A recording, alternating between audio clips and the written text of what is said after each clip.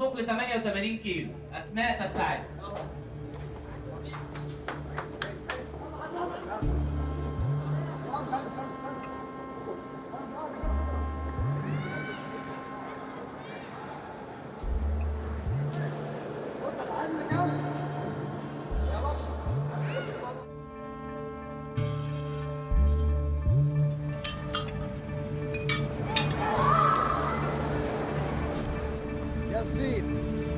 يا زبيب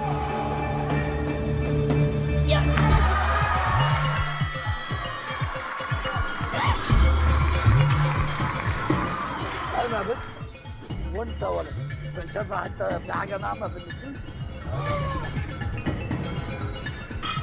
بعدين الناس اللي قابلك عقبات ياما ده مشوار.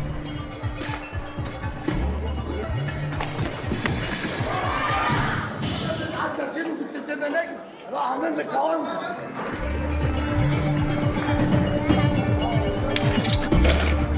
اوعى يكون كلب.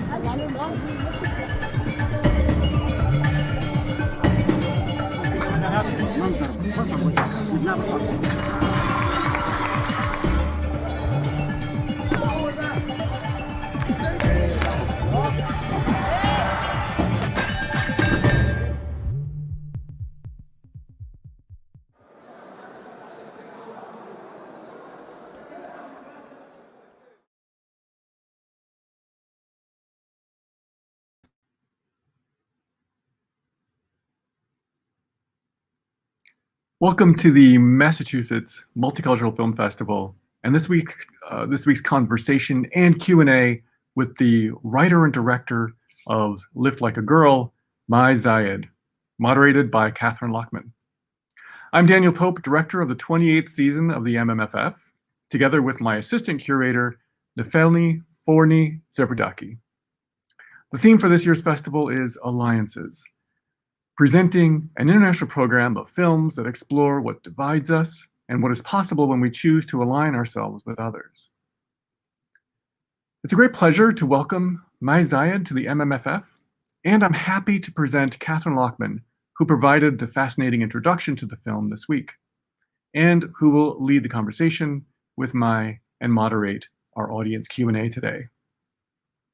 Kathryn Lachman is a professor of comparative literature at UMass Amherst, specializing in contemporary French, Francophone, and African literature and film. She is the author, editor, and translator of such works as Borrowed Forms, The Music and Ethics of Transnational Fiction, Feasting on Words, Maurice Condé, Cannibalism and the Caribbean Text, and forthcoming in May this year, her translation of the biography of Charlotte Delbo, A Life Reclaimed. Kathryn, welcome. Thank you so much, Daniel. It's really a pleasure to be here and to moderate discussion with Mayye Zayed, who is a remarkable filmmaker, and to share with audiences Lift Like a Girl, a feature about women in Egypt training to be champion weightlifters. It's such a thrilling story, and Mayye brings to us an intimate portrait of these girls. Mayye is from Alexandria, Egypt herself, where she studied telecommunications and electrical engineering. She was in Massachusetts also as a Fulbright Scholar in 2011 and 2012, where she studied media and cinema at Wellesley College and innovations in documentary at MIT. Mayye has been working on this particular film for about 6 years now. It's been 6 years in the making, and we'll be speaking about that process. She is also a co-director on The Mice Room, which featured 5 other Egyptian directors, and her short film, A Stroll Down Sunflower Lane, was a prize-winning short in film festivals. This is her first feature work. It has been featured with its world premiere at the Toronto International Film Festival, at the New York Documentary Festival, at Doc Leipzig, where it won a prestigious award, and at the Cairo International Film Festival. It's a real honor and pleasure, Mayye, to welcome you here today, and I look forward to audience questions. Hi, Kathryn. Hi, everyone. Thank you so much for having me. It's really a great pleasure, Mayye. And I wonder if you could tell us, how did you come to make this film about young women who are competing in weightlifting? What a unique sport. Well, actually, the story goes back to a long time ago, actually to 2003. Back then, I was a teenager myself. I think I was 18 years old. And I remember one day I read in the news about this young Egyptian girl called Nahla Ramadan winning the World Championships in Canada. And she got the gold medal back then. And the story was so inspiring for me because she was a little girl training in the streets with her father without any resources. Yet she really she became on top of the world. And as a teenager, that touched me so much. And the story stayed with me for so long. And Nahla became a sport icon, not only to me and to my family, but everyone actually, like most Egyptians in my generation, were really cheering for Nahla, praying for her as she was competing in different championships and at the Olympics and World Championships. So I kind of knew Nahla as well as her father, Captain Ramadan, who I knew that was coaching her. But then in 2014, I got the chance to meet Captain Ramadan, and I realized that he wasn't only training Nahla, but he trained many, many more girls. And Nahla was not the only one. Like there were many other girls that were so inspired by Nahla that decided to play this sport and to continue this dream. And I found Captain Ramadan was still training the girls in the street. So I was so touched by that, and I felt that this is a story that needs to be told, and that the whole world needs to see it. And that maybe that story can inspire other young girls the way that Nahla inspired me, as a young girl myself. So I was fascinated to discover that women in Egypt have been involved in quite a few sports, that you have champion swimmers as well, champion squash players. So weightlifting is particularly maybe boundary crossing for women because it focuses on strength. Would you say that, one of the poignant things in the film is that the team doesn't have any funding? We see early in the film, we see the Captain Ramadan on the phone with some political figure at the town hall, I imagine, asking for resources. And a lot of it depends on his own passion and generosity and belief in the girls. Is that a unique situation for women athletes in Egypt, that they face such funding deficits? Well, actually, I think all sports that are not football or soccer are having these difficulties. And of course, for weightlifting or for this certain group of female athletes, it is hard. But what really attracted me to the story is that they didn't quit, although they had all the reasons to quit. There was no funding. They were training in the streets. They're playing a sport that many people don't consider normal for women to play. So for me, like, all these elements added to the story that I wanted to tell. And I'm really happy that you mentioned that there are a lot of female athletes in Egypt competing in different sports and really doing a lot of achievements, because looking back or looking at the last 10 years of sports in Egypt, you would be amazed to see how many female athletes are really getting a lot of achievements. And I can say that the top athletes in Egypt are mostly females, yet sports is still very connected to men. And for me, that was one of the things that I wanted to explore in the film, just so that the audience can see that there are women playing weightlifting as there are women playing other sports. This is really what or one of the reasons that I really wanted to make this film. Yeah, I think that the discrepancy that women athletes face is not only in funding and resources, not only an Egyptian problem, as we saw in the United States this past week with the women's basketball at March Madness facing a very different set of resources than their male counterparts. So it's really an international story. But what I found also compelling is how much this coach Ramadan believes in his women athletes and prioritizes them. And perhaps you could talk a little bit about how he grounds this belief in women athletes and in women as strong figures in a variety of religious sources. And, at one point he talks about Khadija. He sings Kulthum, the famous Egyptian singer. So, could you tell us a little bit more about where this conviction in the strength of women comes from? For me, Captain Ramadan was really a captivating character, a captivating person who I really admired, who I really enjoyed talking to, getting to know him. He was a very wise and smart man, and he really believed in what he was doing more than anybody.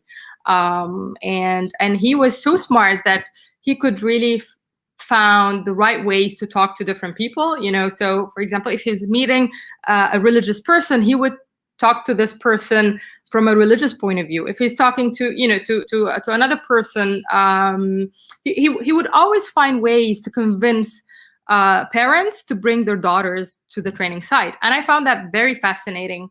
And I remember, and this is an incident that happened, and unfortunately it wasn't caught on camera.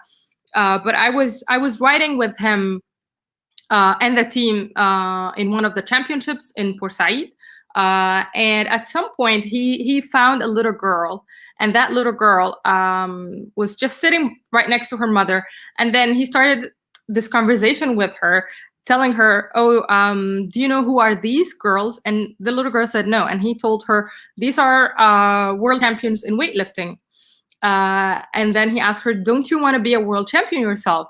And she was like, yeah, I do, but how do you do that? And then he started to convince the little girl and her mother to come and train with him. So he was always using every little opportunity to have a big impact, actually, and to have more outreach, and to convince more people to play the sport. And funny enough, Nahla was the first woman to play the sport in Egypt, as well as her sister, Nahla Ramadan. They were the first two women to play the sport. Thanks to them, it is a sport that women can play now. And so Captain Ramadan started by coaching his two daughters, and and in more than 20 years, he made a whole team. And I found that very fascinating, and he was such really a smart man, and someone who took no for an answer. He really believed in what he was doing and just went for it. So, Mayye, you have recently founded your own production and distribution media company, Cleo Media. Yeah. And I love the name, first of all, and it's references, I think, to Anya Sparda, the great documentary maker and filmmaker, and also to Cleopatra. Yeah. And your emphasis on really women behind and in front of the camera is very inspiring. So what are some of the opportunities that you imagine when you say media also, what are you thinking with Cleo Media? What are your goals? Well, I really wanted to have a company that can help other women tell stories, or actually can help in making projects that are about women in a way or another, whether by having a woman in front or behind the camera. And that's why I started this company. And Lift Like a Girl is the first project of it, and I really hope that I don't only work on in films, but in other in other media projects, whether it's a web series, like media is a very broad term, and that's why I really wanted to, I wanted the company not only to focus on one thing, but on all kinds of media, because now it's like everything is connected, and the audience are always eager to watch new content every day. So I wanted to ask you about the past 10 years in Egypt have been a time of a lot of transition, political transition, revolution, right, of all of a regime. How has this impacted the community, the neighborhood in Alexandria that you focus on in the film? I think at one point I was struck to hear Coach Ramadan cheering with Hosni Mubarak, the previous leader of Egypt. Have these political transitions been felt on the neighborhood level, and how has it changed things, if at all? Well, for me, it's really hard to say, like, because I feel that I'm really like I'm in the middle of it, so it's so hard. Like, I think I need some time to to go back and take a bigger look, on the whole situation. But for me, for example, when Captain Ramadan was cheering for Hosni Mubarak, it is a moment that I wanted to keep in the film, because I really did, like, I wanted the audience to feel that they were present, with these characters. And if this is his point of view, or like, then I should let the audience know about it. But of course, I mean, I don't know. It's just, I feel that the film can really give a very good example of Egypt at the moment, with all people coming from different backgrounds and really trying to pursue their dreams. Or this is what I really wanted to focus on, regardless of anything else. Just, why you won't quit. This is the thing that I always believe in, because if you think of anything, not only in training or sports, you would find a lot of reasons, to do things or not do them. So. Yeah, absolutely. I feel I'd like to maybe talk about some of the aesthetic aspects of the film, which the bookending that you bring to the film, of starting with the kind of empty, sandy, barren lot. It's quite striking when compared to the end of the film, which is, again, children, Zebiba, now not really a child, a young woman, watering a very lush garden, which shows such remarkable growth. It seems like a great metaphor for the film. And it also seems to suggest there's a kind of legacy left behind, or a kind of hopeful vision. I was wondering how intentional was that kind of garden metaphor for you in setting up the girls' personal growth and their achievements? Yeah, well, it was intentional, I have to admit, but not right from the start. I think that happened in the editing, in the process of editing, because it took a long time. Like I spent with the editor more than a year and a half editing the film, and like we really, at the beginning, we struggled with the opening scene, of the film, or like, how do we start this film and how do we end it, actually. And I remember that while filming, I kind of knew, as well as the DP, that the last championship that we see in the film would be our last scene. So we start from that point, like, okay, we have an ending. We really wanted to follow Zebiba. We want now a scene to introduce the characters, and we really found the scene of Captain Ramadan watering the plants to be the perfect scene to introduce him. And as someone who really loves gardening and plants, along the way while we were editing, I felt that we can really try to add more of this metaphor, of planting, or like putting seeds in order to grow eventually. Which actually is something that Captain Ramadan said in one of the scenes that we didn't include in the film, which is that he believes that people are like plants. You really have to take care of them in order to grow. And we felt that, okay, we really have to work with this sentence, or with this metaphor. And then we decided, I think in the last editing session, to film the last scene that we see in the film. in order to, you know, to really to make it a whole, like, you know, a whole line or a whole metaphor, I don't know. And that was the last scene that we shot. And I'm really happy that we did that, and we edited it at the end, and it is yeah, it's like, you know, Zebiba is taking care of what Captain Ramadan has already started long time ago. And we also heard Nahla Ramadan stepping up to continue the legacy of his coaching, and as well as his son, I imagine. Yeah. So I would love to talk, I think in a moment we'll have a chance to look behind the scenes and at some of the making of the film. But it would be interesting, I think, for audiences to know about the reception of the film in Egypt and how locally it has been received. Well, it was really great. I was so happy that the audience really loved it in Cairo Film Festival, and we even we got the audience award, which was something that wasn't really expected. First, because we were the only documentary actually in the international competition, so we were competing with narrative features, and the second thing is that this is only the second year for a documentary to participate in Cairo Film Festival.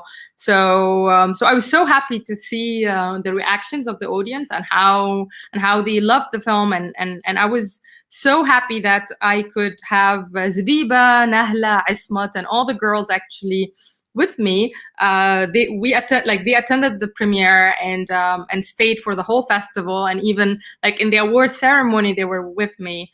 So I was so happy to have them with me on stage, because without them there wouldn't have been a film, and to them I'm forever grateful, really. So I think the experience of having the film at Cairo Film Festival was the highlight of 2020 for me. And I think I've heard you say that a goal is to distribute the film in kind of unusual places to make sure it reaches different audiences, not just a festival audience. Yeah. Great. You know, that sounds great. I know you had a very small crew, so maybe should we take a look at the behind the scenes of the making of the film, and then we can talk more about those 4 years and you know, how you put this thing together. So let's take a look. Okay. يعني لازم يبقى قريب عشان تسمعيني.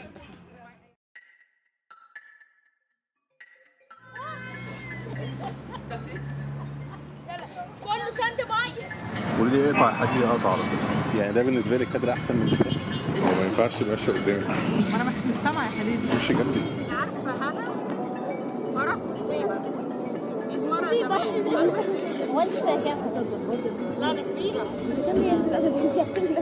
خلصت الكليه. مش كده سامعه كل حاجه. كل اللي بيدور ما بيننا بس من غير هوا ودوشه. حاجه بتصالح. يلا واحد. ايوه والله وقت يا جدع والله. ده التصوير الحقيقي. احنا عايزين التصوير على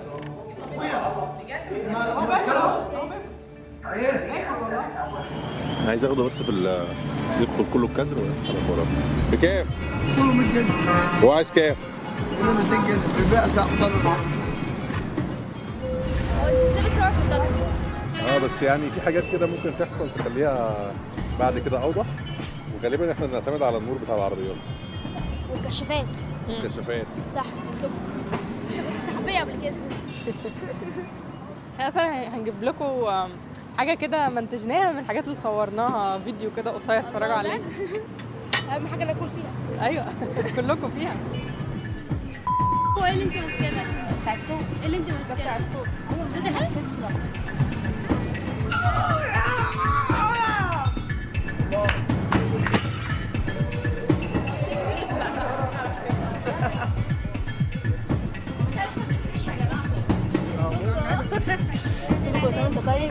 طب يعني خلاص.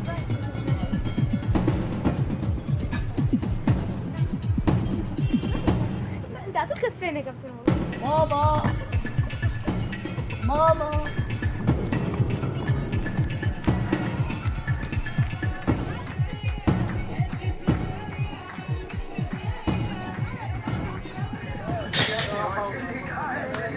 بص بقى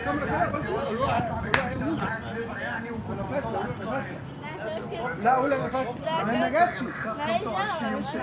خلاص يا باشا. يا سلام، السيدة أسماء رمضان قالت أنا جيت في الشارع على هنا جبت 12 ميدالية. والله حاجة تفرح. مبروك يا كابتن. الله يبارك لكم والشغل زي العسل ده. في بطولات قريبة تانية يا كابتن؟ أيوه في أفريقيا شهر 10. وأسماء برضه هتسافرها؟ طبعا، أمال إيه؟ ما هو قدامك. كابتن زبيبة بطلة بطولة التضامن الإسلامي، بطلة بطولة العرب، بطلة بطولة أفريقيا كمان أو بطولة أفريقيا كمان، في حاجة تانية؟ وأفرو آسيوي. كفاية يا جماعة. كبشة الميداليات اللي بجد كده. إنتاج كابتن رمضان خالص. لا لسه احنا نفسنا يعني نعمله اصلا يخلص وكده. ده بقاله قد ايه بقى؟ بقاله اكتر من كده؟ بقاله اكتر من 50 سنه. احنا بقالنا حبه سنين. سنتين. سنه ونص.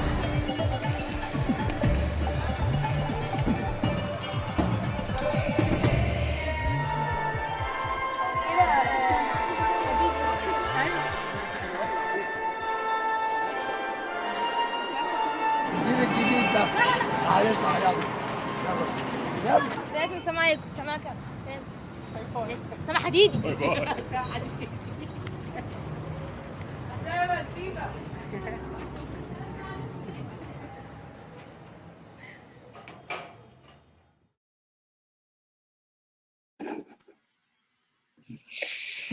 So one of the things that's so striking, in that clip is also the sense of community that you and your team established with those young women. And, can you maybe talk about how you introduced the camera to the young women and, got everybody used to being filmed and sharing those personal moments? Well, the camera was there since day one, actually. The first time we went there, it was always with a camera. And we were a very minimal crew. It was always me and the DP, Mohamed Hadidi. Sometimes we would have, or at the beginning, we had a sound person, but then later I started to record sound myself. We also sometimes had a second unit director. So, but we were always either 2 or 3 persons maximum on set.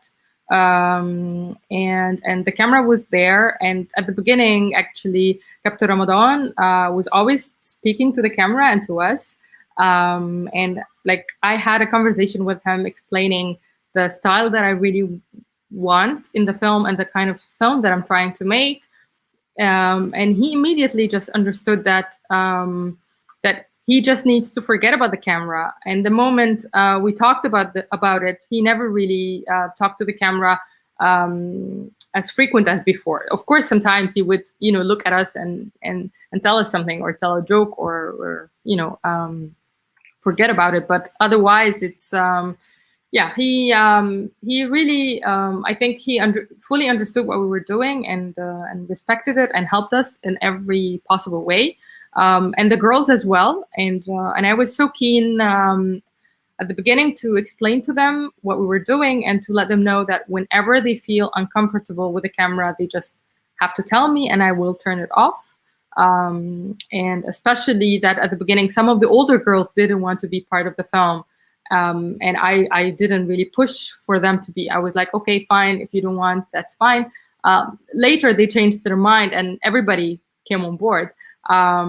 But I remember that at some point in one of the, I think in the first championship, in Alexandria championship, Zebiba came to me and said, you're filming too close and I'm so nervous. So could you please keep some distance? And that's why we continued filming the scene in wide shots. So I think we built this trust between us, and that what really helped the film to be the way it is now, because they were so comfortable with us and with the camera that they just forgot about us in a way. Yeah, you can really feel that. And I think we're starting to get some audience questions, so I'm going to bring them in. We have a first question about this observational style of your filmmaking. Someone would like to know how you chose this style and how was it to direct a mixed team of men and women in your crew? Okay, wow. Well, actually, regarding the style, I really like it. It's a personal thing. I really like observational documentaries myself, and coming from a fiction background, actually working in narrative films before. I'm not. I don't really like documentaries with interviews or like different styles. I feel that observational documentaries are the closest to narrative films in terms of style, or in terms that you really don't know if these are actors or not. Like and I really like this gray area between documentaries and fiction films. So I really wanted to make the Lift Like a Girl that way, because I felt that this is the best way to tell the story, because I really wanted the audience to feel that they know Zebiba, and they have been to the training site and they are training with her, and they know Captain Ramadan, and they are living in this space. And like, I really wanted the audience to feel not as regular audience, audiences getting information about a character, but more about a person joining this team, the way that I felt myself. And regarding the team, I really I'm very lucky to be working with a great team. Many of them who I already worked with before, like the DP Mohammed Al Hadidi and the sound designer Samin Nabil, are a long time. Like I've worked with them many times before. I think in all my previous projects I worked with them. So we have this trust and understanding. They know my taste. I know their taste, and I know that we work together well. So for me, I'm so happy to be working with them on my first feature documentary. Regarding the editing, it was actually the first time for me not to edit my film. And I think that was the best decision that I made. And working with Sarah Abdullah, the editor, was really great. I think she added a lot to the story, and I'm sure that we will be working together, again on future projects. But really, I mean, in terms of how I choose my team, I don't think of wanting to work with women or men. Like I really try to work with the best for the project, regardless of gender. And that's why the team is so mixed, and it is something that I totally believe in. And I feel that, I mean, the film wouldn't have been the way it is without each one of them, actually. Yeah, great. I think we have another question, this time from Jean Hardy, who would like to know, one of the striking things about your film is that you make the decision to stay on the training terrain and going just to the championships. So we don't follow the characters much outside of that. And she would like to know, what can you tell us about Zebiba's life outside of weightlifting? And perhaps why did you make that decision to limit the scope of the filmmaking? Okay. Well, Zebiba now is, I think, is 20 or 21. She's getting older, actually. But at the time I met her, she was only 14, when we start filming. And she was spending most of her time in the training site. So I really wanted to film her, like I was so fascinated by the place, by the training site. And as I said, by the story of Nahla, that I really wanted to focus on that place, and that place that brings all these girls together and make them feel safe enough to really pursue their dream. So I wanted to focus on the place, but also because, as I said, I don't because I work a lot in fiction films. I find it very, very strange that in fiction films, it's completely okay, or like it's very common for a character, to be filmed in one location in the whole film without really getting to know where that character was, or or seeing her or his house. But in documentaries, people always want to see, the life outside of this location, and I felt that the location is a character itself that I really want to keep in the film. because it's really like it's not only, the story is not only about Zebiba, but more about this community of female weightlifters that that do everything to keep going. And I wanted this to be a crucial part of the story, and that's why I didn't get out of the location or this location. But I remember that while making this film, that was not an easy decision, because I had all these questions from everybody, like, what about her house? What about her school?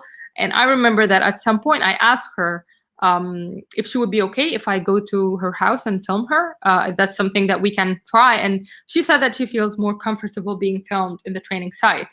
And I completely respected that. And I felt that, okay, if it's her wish and it's my wish, then I should just stay here and focus on what's being done here. But regarding her at the moment, she's training with Nahla Ramadan. Nahla is now the one with Captain Ramadan, her brother.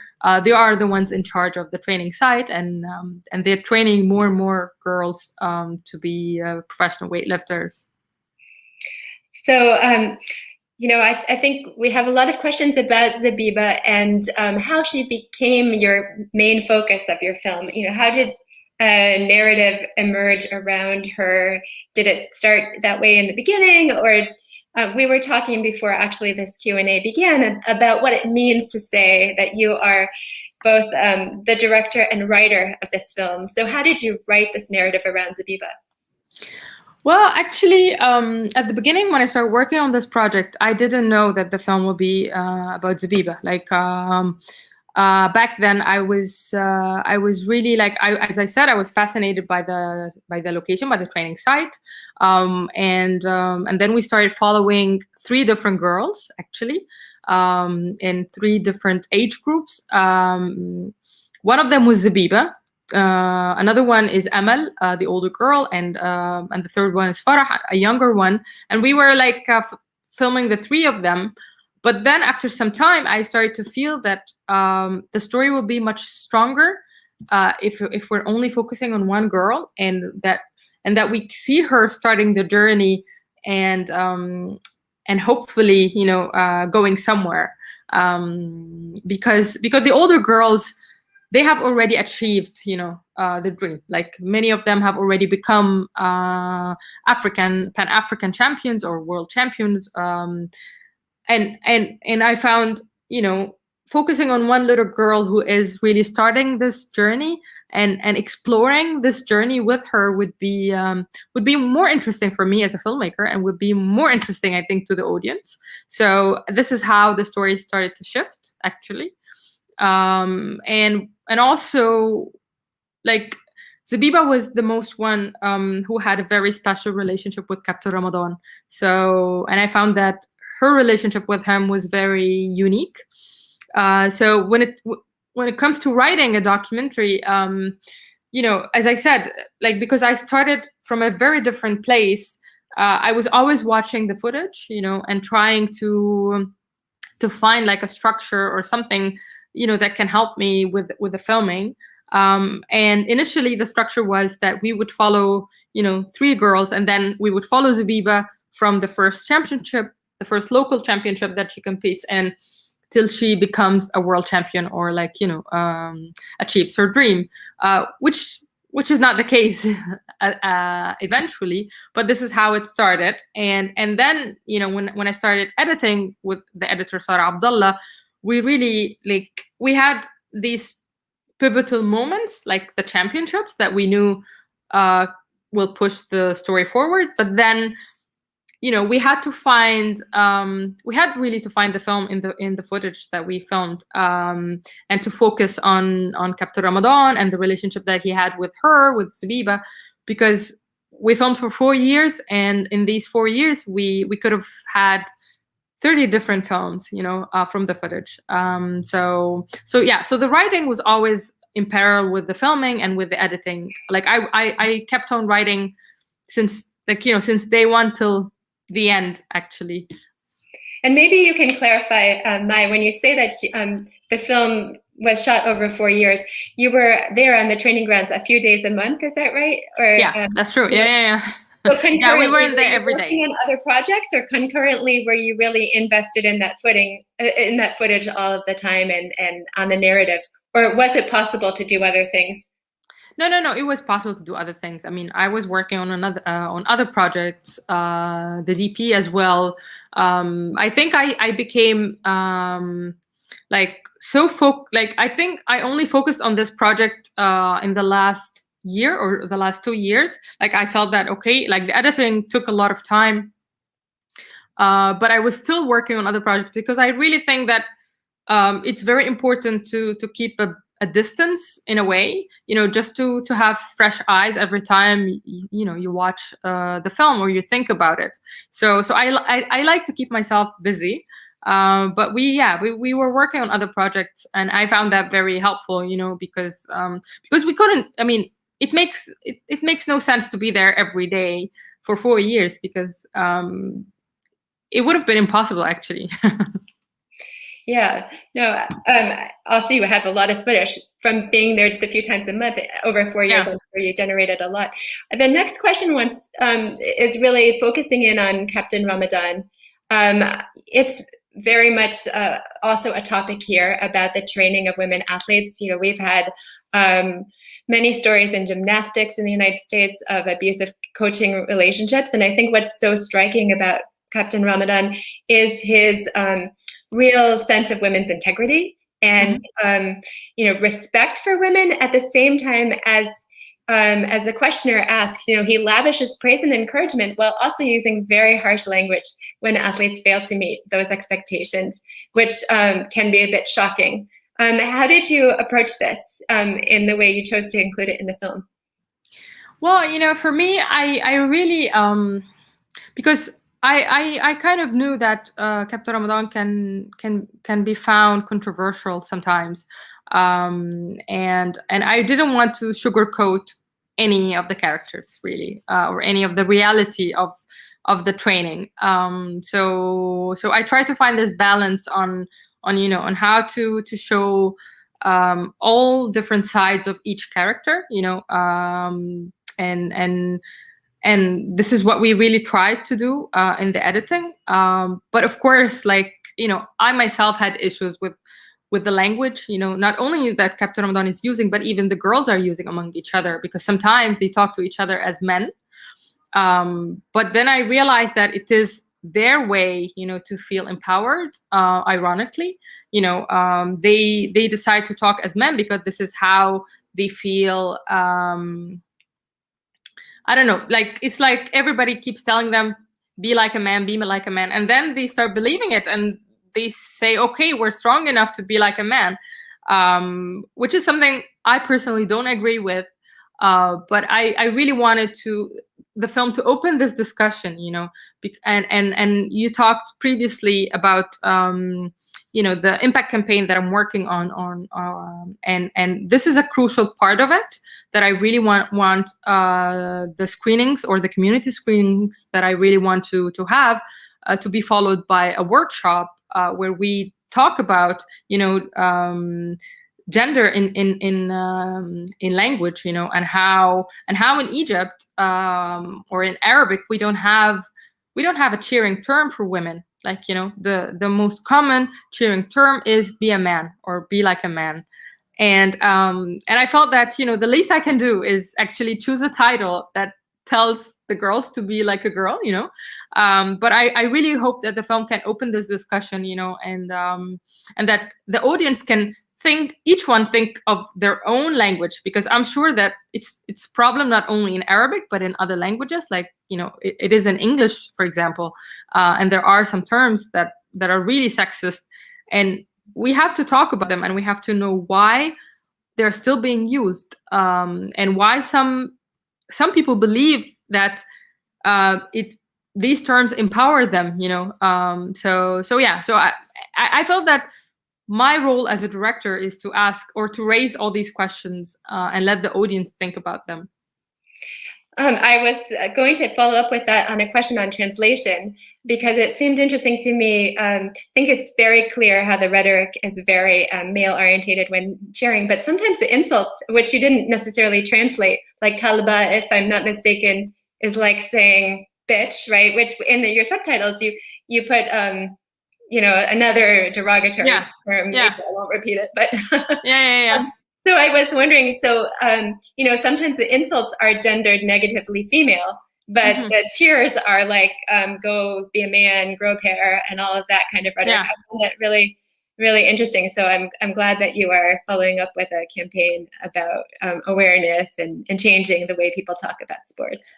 Yeah, and actually, I mean, with the translation, I really I had to go back and forth with the translator, who is a good friend of mine, Jennifer Peterson, or actually, there are 4 different translators who translated this film, but Jennifer was, you know, the one that had to think specifically about each insult, each thing, because we really wanted to have the non-Arabic speaking audience to feel connected to the story and to really feel or to choose the closest terms, you know. And for example, like kalba that you mentioned, yeah, it literally means bitch, but in the context of Egypt, it's not used in that way. It's not as offensive as bitch, you know. And kalba or kalb, if you're insulting a man or a woman, it's the same, you know. And that's why I had this kind of conversation a lot with Jennifer, who is actually from the US but has been living in Egypt for more than, I think, 10 or 15 years. And we really had all these discussions on trying to find the closest terms, you know, to each insult. Yeah, and sometimes we had to keep some of the original, you know, because especially with insults, it's very different from one country to the next one.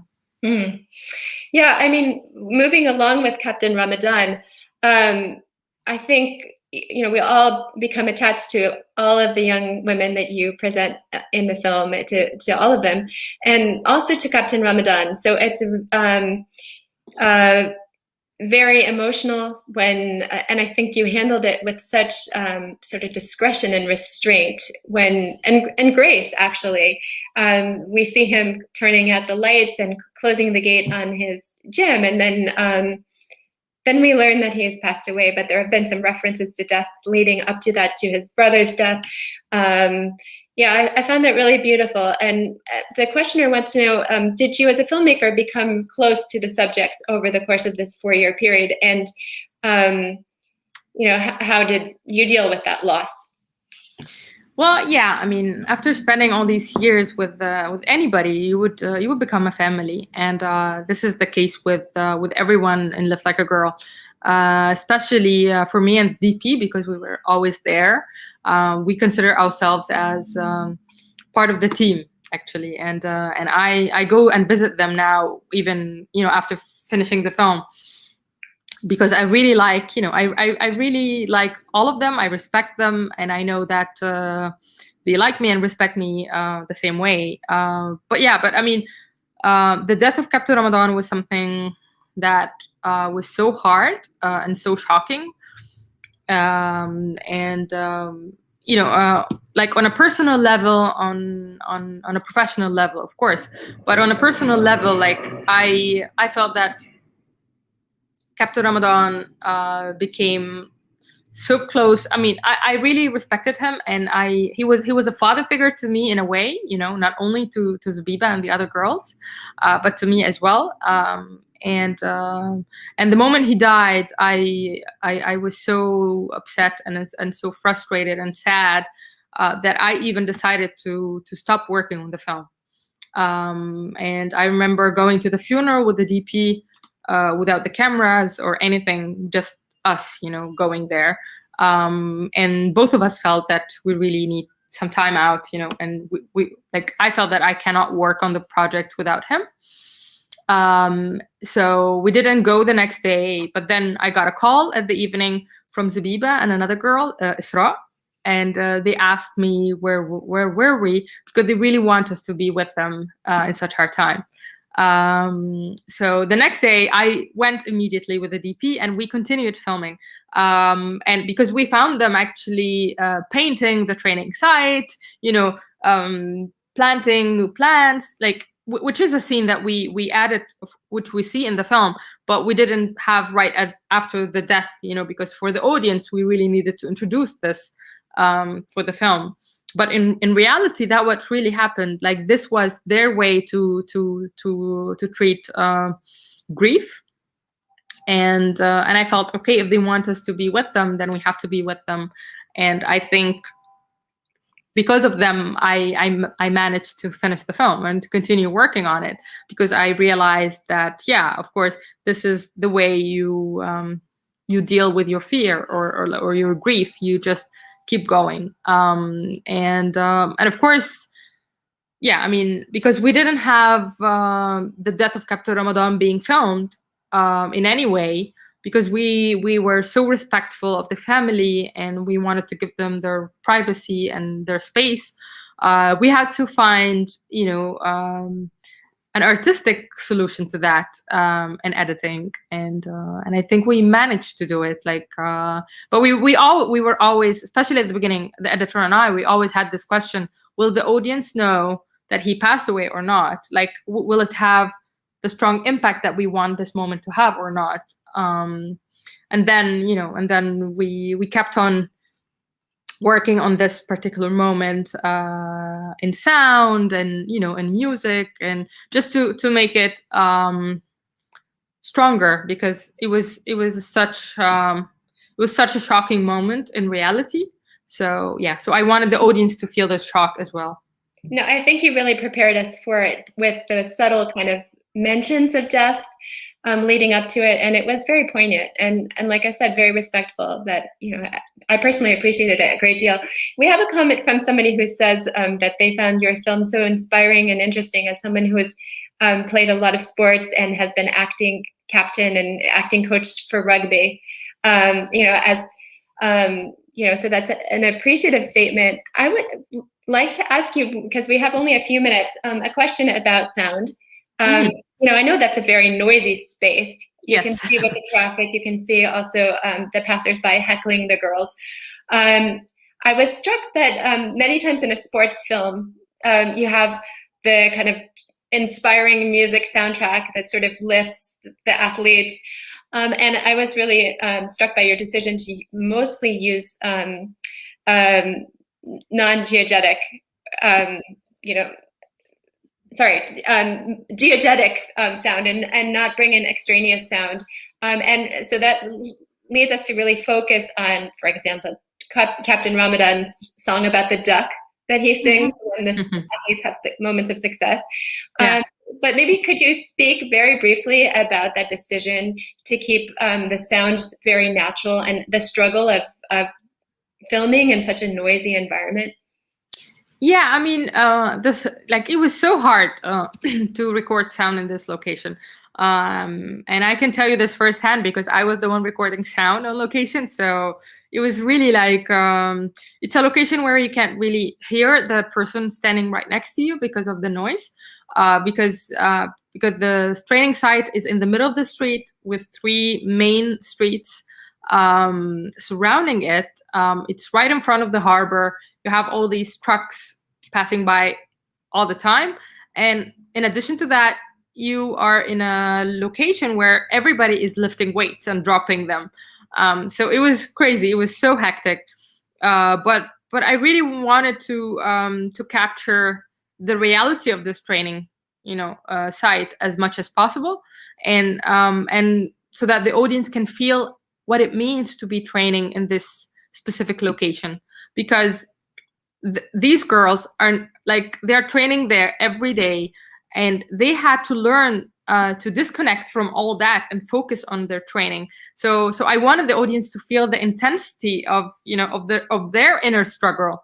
So that was in terms of sound. But of course, when we start working on the sound design, we had a lot of issues with sound because even the mics that we used to record were not really good, because when we start filming, we had no funding at all. The film had zero funding, actually. So we had to go and film with what we have. And what we had was a very basic sound recorder.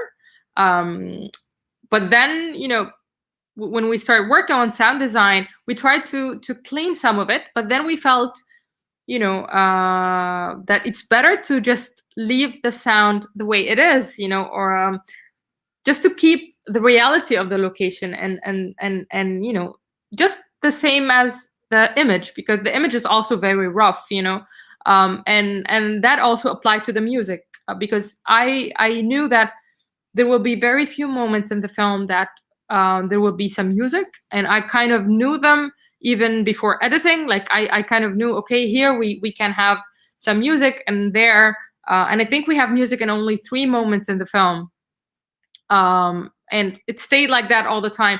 And I remember that at some point I had this idea, okay, how about I just add one piece of music here in this scene, but then I felt that it's not working. So yeah, it was always something that I was trying with, but I was trying at the same time to keep the authenticity of the story and the characters.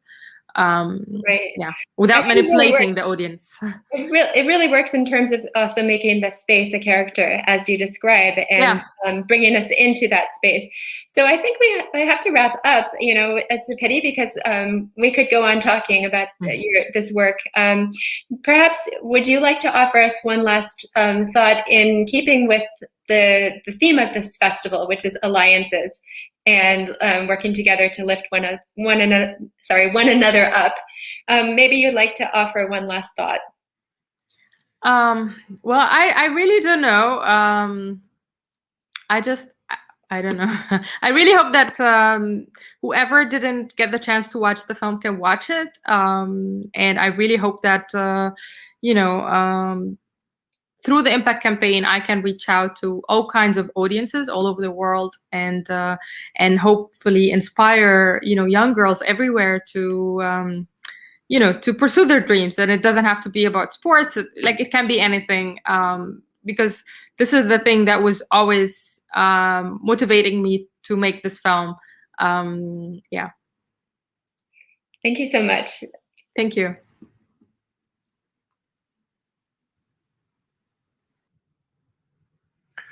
Thank you, Kathryn, for moderating this really wonderful conversation. And many thanks to Mayye Zayed for generously sharing this film with us and with the world, and for coming today to discuss it with us. Thanks also to our audience. Note that Lift Like a Girl will be available on demand on our website until the end of the day today. And I encourage you to explore the film's website as well, which is liftlikeagirl.com, all lowercase run together. I'd like to thank again my assistant curator, Nefeli Forni-Zerbutaki, and our team of festival interns who are credited at the end of the festival trailer, which will play right after the live stream. Please see our website at umass.edu/film/MMFF for information and updates about the festival and upcoming events, and to find a list of our sponsors. The MMFF is presented by the Film Studies program at UMass Amherst. Barbara Zecki, Film Studies Director. Thank you.